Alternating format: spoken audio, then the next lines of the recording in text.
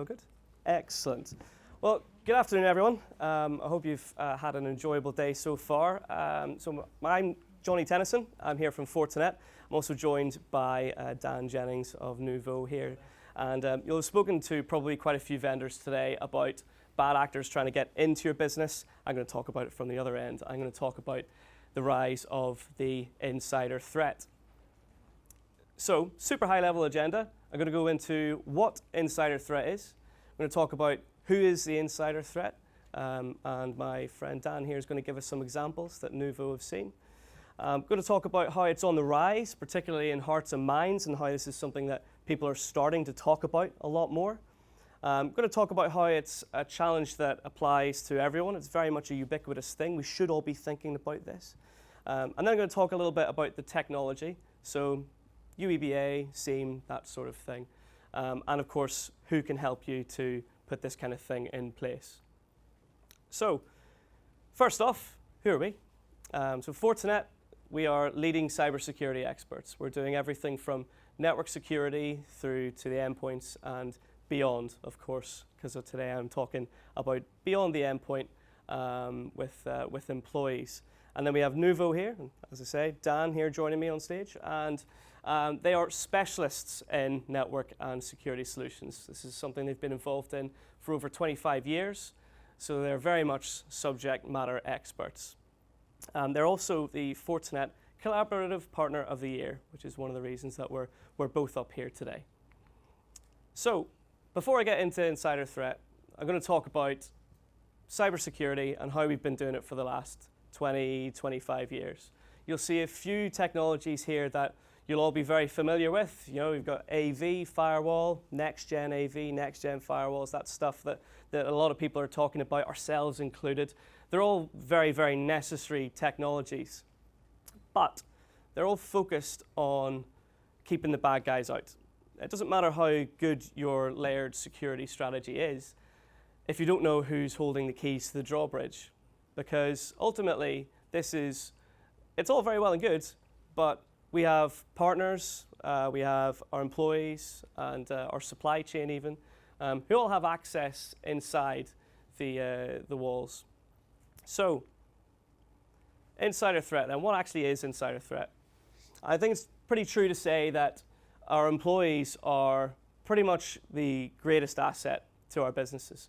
But they also have access to things like commercial data, technical data, things that are absolutely essential to the day-to-day running of our business. And as a result, that also makes them our biggest liability at the same time. It's very much a double-edged sword. And when we talk about insider threat, one thing that's really important to remember is that it's not all malicious.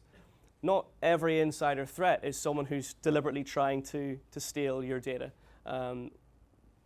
Data suggests that about 50% of insider threat is actually accidental. So that's from people who perhaps don't pay attention to InfoSec, security, that kind of thing, InfoSec policies. And we've got a few personas that I wanted to run through of actual examples of insider threats that we've seen. So if I start off with the first one, we've got Quentin. Now, that clearly resonated with a couple of us here. So there comes a time in everyone's career when they feel that they can't quite progress in their career with the company that they're currently with. And so as a result, they decide to make a move. Quentin is particularly popular, and this will come as no surprise with a lot of people who are in sales and marketing. This is a really, really common one to see, Quentin. And a lot of us, when we move company, there's a number of ways that we can deliver value to the business that we're joining. Some of us do our research. Some of us are just a great fit for the job and can deliver value from day one. Some of us take our accounts with us, our portfolios, our IP that we've worked on, that sort of thing. So with someone like a Quentin, it's really important to look out for people who've got, if anyone's leaving your business, people who have access to things like customer data, things like IP, particularly if it's the center of your business, because that can be seriously damaging. We have a couple of clients who specifically use us to look at at their IP and who's interacting with it. So that sort of thing. Dan, I'm sure you've got a good example you can share with us. Sure. So when dealing with these types of employees, we tend to look at any software changes or anything like that. If they've tried to access any data or tried to siphon off any data via external drives, these are all things that we can be used for external reporting or historical analysis. Cool, thank you very much. Next up, we've got Disgruntled Dave. I'm sure we have a few Disgruntled Daves in the audience. Please don't raise your hand. There is a camera at the back, and your boss might watch this. Disgruntled Dave is an example of someone who has joined a company and has been given loads of big promises. Yeah, you join us, and in 6 months you'll be on that salary. In 12 months you'll be in that role. In 2 years you'll be super senior kind of guy. But Disgruntled Dave is someone who's been lied to, who has access to the IP, who has access, in this instance, this example is a software developer who has access to the source code. And with a Disgruntled Dave, they're not always very vocal about how annoyed they are. So this might be someone who's sitting there bubbling away as another promise doesn't get met. And so in this instance, this example, this was someone who damaged the source code of an upcoming release to prove a point. A silent point, but a damaging point nonetheless. So this is the kind of person to watch out if it's someone who's come in, is noisy about how they want to push their career forward, and you've made a lot of promises, and perhaps maybe because of some reasons you've not been able to keep some of those promises. Even if you're in the right for not being able to keep them, it might be something that annoys them. So in this instance, this isn't someone who's leaving the business. This is someone who's staying within the business and is damaging it from the inside. And it can be particularly difficult to spot, so you've got to have something in place for that. Dan, anything from you? We've seen in the past with certain users, as they have access to that compromisable information, that they have log-on access to switches, servers, firewalls, and the like. We make sure to keep log retention and log history in terms of what changes they've made, what they've had access to. Also for firewalls and switches, we make sure, using our SIEM device, that they have backups running. So in the event of any disaster, we can recover that straight away for you. That's a very good example. Next up, we have Sandra the Spy. Sandra is a very senior person in the organization. Sandra is VP of Development within her organization. And at this very senior level, we see people who, they earn a lot of money, but often they sometimes spend a little bit beyond their means, that sort of thing. And this is probably someone that we can all relate to, even if we're not a VP of Development, which I am not. This is someone who, like a lot of us, wants to make sure that if we've got kids, we want to give them the best that we possibly can do. Perhaps we're trying to put money down on a house, but money is unfortunately perpetually tight. I live in Edinburgh and I'm trying to get an acceptable level for a mortgage, and that's a moving goalpost. Not to say I'm a Sandra the Spy, mind. I need to remember this is recorded. But so in this instance, not unlike a Quentin, this is where someone has been poached by another organization. So Sandra the Spy, in this instance, a competitor entity with fewer morals, has made her an offer that she can't refuse without getting too cheesy. And a great example of this actually is Intel versus AMD. I'm sure a lot of you in the room are familiar with those two big names. Intel dominating for ages. AMD had gone quiet for a very long time, and now they're back. And they are fighting Intel on every front. I am an ex-Intel employee, and I can tell you that a lot of my colleagues, ex-colleagues now work for AMD, and I don't find that to be a surprise at all. So this is something that is very ubiquitous, particularly where IP is involved. So in IP-heavy organizations, this type of corporate espionage is a very, very, very real threat. And some of our clients that we speak to use us purely because this is actually their #1 concern. Anything from yourself, Dan? Yeah, sure. So some of these users try to be a bit more clever than others. So they might try to access technical resources outside of working hours, or try to download malicious or phishing emails in an attempt to try to infiltrate and try to access that data. We look at those logs to see when the user has access to those devices. We look at any kind of historical analysis for emails and just try to stop that in any way possible. Cool. Next up, we've got the most common one. This is the last one that I'm going to show for now, but This is the most common one that we see, and it makes up to 50% of insider breaches. And it is Curtis Caroline. Now, Curtis Caroline is a senior project manager, someone that everybody relies on in the office, someone who needs to deliver results because they have a lot of responsibility, works 100 miles an hour, and like most employees, doesn't really care that much about InfoSec policy. So now everybody in this room, we're here at the future of cybersecurity. I'm sure we're all stringent adherers to InfoSec policy. We would never allow people to tailgate us through secure key-carded areas of the office. We'd never leave passwords on sticky notes, that sort of thing. But a lot of employees would. So this is someone who is under a lot of pressure, someone who's not specifically been trained, because when we join a business, right, we get given, 12, 14 online training modules to do that are basically the same regardless of where you work. You're not going to fix this by giving them an extra couple of modules to do. That's not going to work. You need to maintain the training, but you also need to be able to monitor these kinds of people, because whenever we're looking for insider threats, we're not necessarily trying to catch bad guys all the time. We're also trying to help the employees who are genuinely trying to do their job to keep them out of trouble. And this is the most common kind of person that we see. Anything from yourself, Dan? Yeah, sure. As advice, so these are the biggest risks to any business and organisation. These might be people that aren't too familiar with what happens in the background.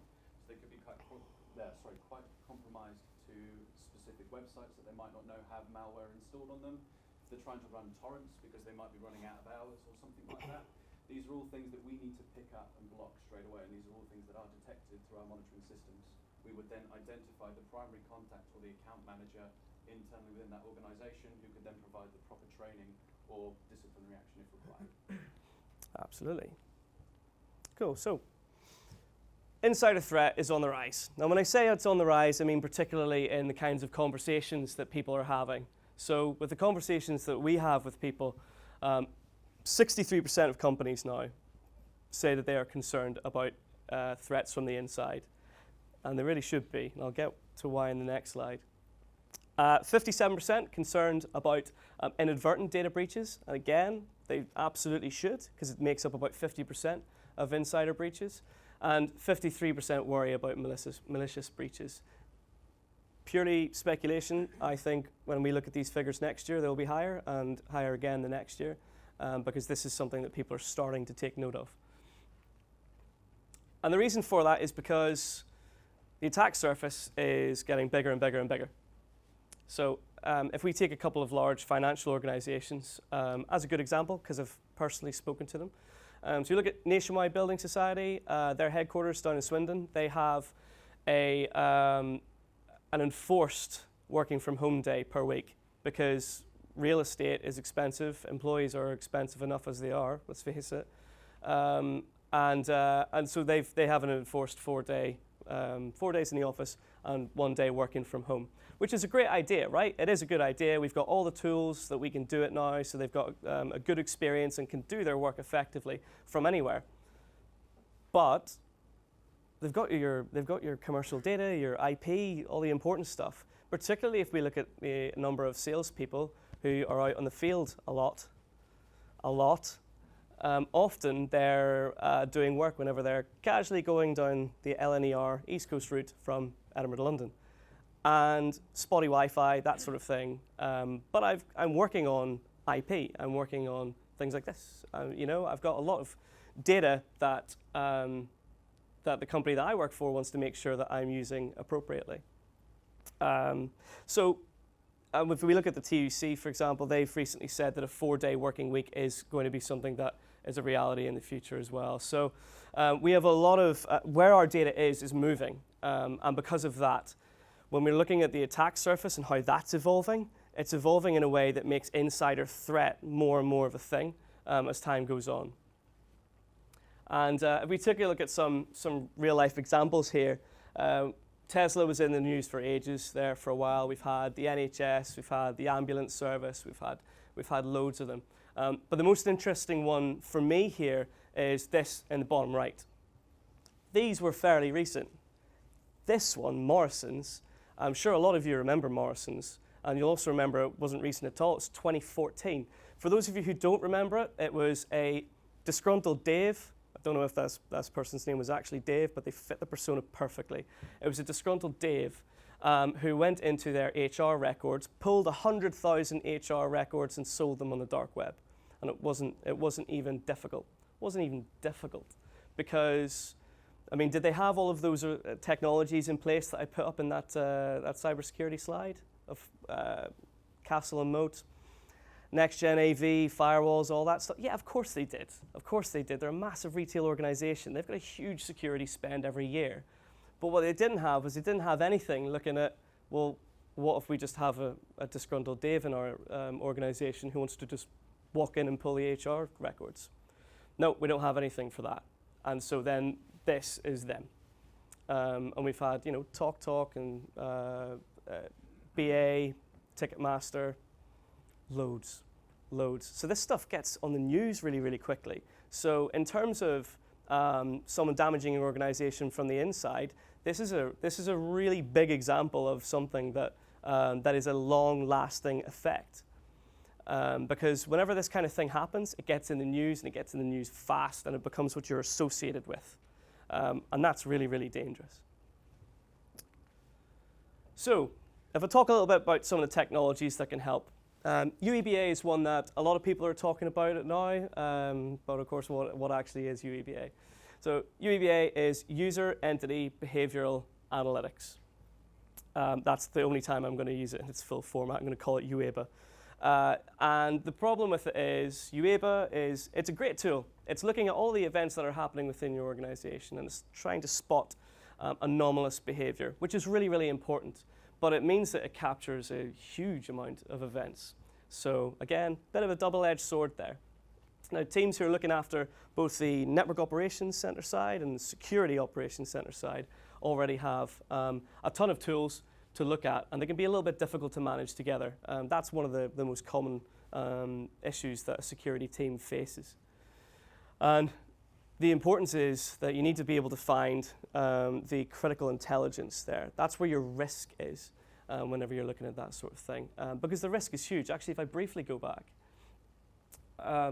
whenever we look at how many, or when we look at the percentage of insider breaches, we're looking at, and this is according to the Verizon Data Breach Investigations report last year, 30% of breaches involved insiders. And if we look at the register from April 2018, 1 in 3. So in cybersecurity, as you'll know, we love to talk about things like detection rates and blocking rates, and we get from the risk to the technology very, very quickly. Sometimes we do it too quickly.